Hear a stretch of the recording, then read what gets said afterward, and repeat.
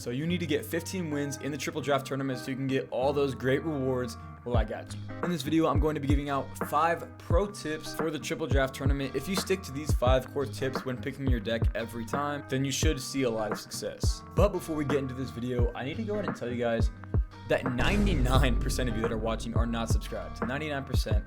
It hurts my heart to say it, but I'm currently on the road to 1,000 subscribers, trying to hit it by the end of the summer. So I would really appreciate it if you would hit that sub button and like this video. Spread it to as many people as possible and to support me on my journey. Just know that you're going to be an OG if you subscribe now. Anyways, thank you so much, and back to the video. Starting off at number 1, you need to pay attention to the spells that your opponent can pick from compared to the spells that you're picking from. You need to pay attention because if they have the option between like earthquake and lightning, then if you have the option, picking a building might not be the best defensive card to pick. They're just going to be able to counter it a lot. On the flip side, let's say you have the choice of earthquake, that means they don't, so I would recommend getting elixir collector if you have the choice and it fits your deck.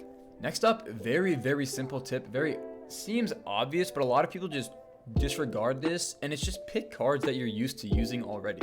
Like, if you've never used the Mighty Miner before, you're not level 14, you're not used to the champion, that doesn't mean you need to pick it, because you're not going to know what you're doing most likely, and just pick like a normal tank like a knight. If you're used to using Hog Rider and not Goblin Barrel, then don't pick Goblin Barrel, pick Hog Rider as your win condition. It's just that simple. I mean, I don't really know what else to say. Same thing with spells as well. A lot of people don't think about it with spells, but spells are very tactical. A lot of people don't know what they're doing with certain spells.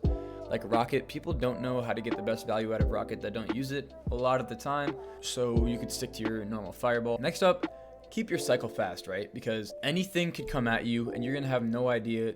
Every deck is gonna be extremely weird that you're playing against. Keep your cycle fast, so if you use a card that is gonna counter their win condition but you didn't know what their win condition was, then you can get back to it as quickly as possible. Obviously, I'm not just saying pick the cheapest card in every single circumstance, but don't pick like Barbarian Hut and E-Giant, because that's just no. And for my 4th tip, very basic, but once again, you have to understand what you're doing. And a lot of people don't do this, and it's just make sure you have ground and air attacking units. And that doesn't mean just a spell, I mean a troop that can deal with air cards. Same thing for this tip kind of goes, is have like something that can deal with swarms as well. Don't pick a knight and a mini P.E.K.K.A in the same deck, because they have the exact same use. Just pick one or the other. Have a card that can deal splash damage instead of one or the other. If you've already picked a knight, don't pick a mini P.E.K.K.A. And lastly is match your spell with your win condition. If you're using a graveyard, then don't get Log and Royal Delivery as your spells, because neither of those are really going to help the graveyard that much.